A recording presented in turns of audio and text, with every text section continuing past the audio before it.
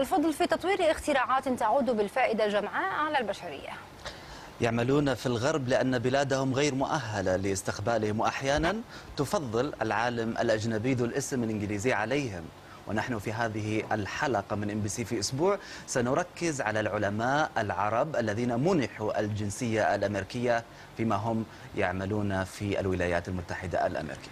وسنبدأ بالعالم الجزائري الدكتور نور الدين ملكيشي، والذي يعيش هناك منذ التسعينيات، وها هو اسمه يرتبط باكتشافاته المهمة في أشعة الليزر التي يستعملها في الكشف عن السرطانات مبكرا، وأيضا في اكتشاف الحياة على كوكب المريخ. عموما الزميلة نادية بلبيسي طبعا توافينا بالتفاصيل عن هذا العالم. نتابع.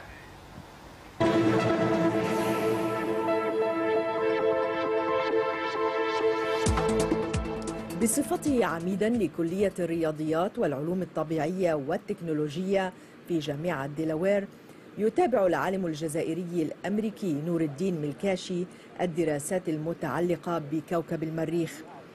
فقد كان هذا العالم العربي رائدا في توظيف أشعة الليزر ووضعها على متن مركبة فضائية أرسلتها وكالة الفضاء الأمريكية ناسا إلى الكوكب الأحمر كما يعرف في 25 من نوفمبر من الشهر الماضي لاستكشاف مؤشرات للحياة على هذا الكوكب. المريخ هو كوكب اللي عنده بيئة معقدة جدا، وفيه يعني فيزياء وكيمياء وبيولوجيا وعلوم بيولوجيا. تعلموا يعني حوايج بزاف. للمريخ يكون يعني في المريخ يعني لا ناسا يعني هي بعثت كيوريوسيتي باش يكون ثم على المريخ، وحين يكون ثم في المريخ يعني كاين يعني سؤال واحد وهو سؤال أساسي، والسؤال هذا هو يعني هل المريخ ككوكب كانت فيه في الماضي ولا في الوقت الحاضر، يعني فيه حياة. والحياة التي يحاول الدكتور ملكيشي وفريقه اكتشافها هي ليست لوجود بشر، بل لمعرفة إمكانية وجود مياه في القشرة الطبقية للصخور أو تحتها، كذلك إذا كان هناك وجود لميكروبات أو فيروسات عاشت أو تعيش على كوكب المريخ.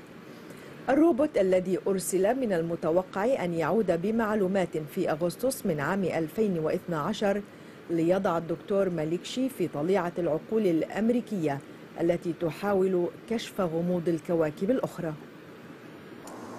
في الواقع هناك سؤال نسأله دائما، وهو لماذا ينجح العالم العربي في الغرب وبالتحديد في الولايات المتحدة؟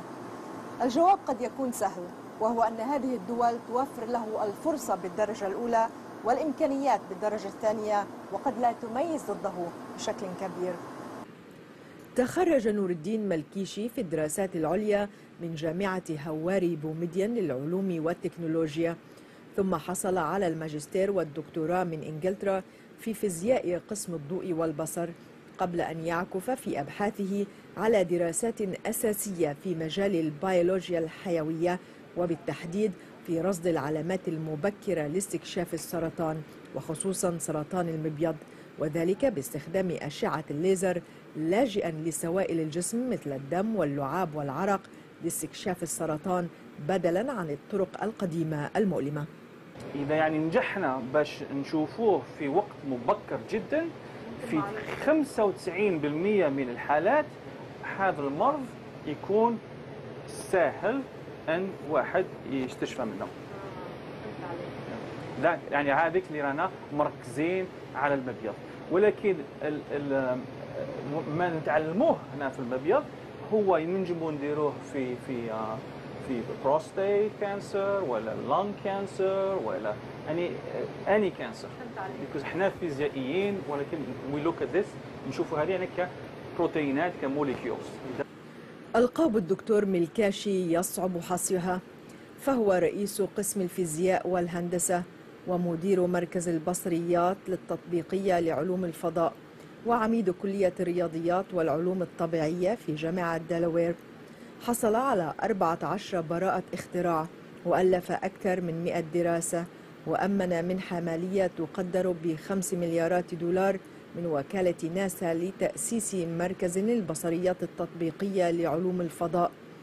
حصل ملكاشي على جوائز عدة، منها جائزة ناسا وكابيتال هيل وسمارت وغيرها، وهو نموذج لعالم عربي هاجر للغرب فاحتضنته أمريكا ليثري البشرية من وراء أفكاره. نادية البلبيس لبرنامج MBC في أسبوع من جامعة دلاوير في دوفر.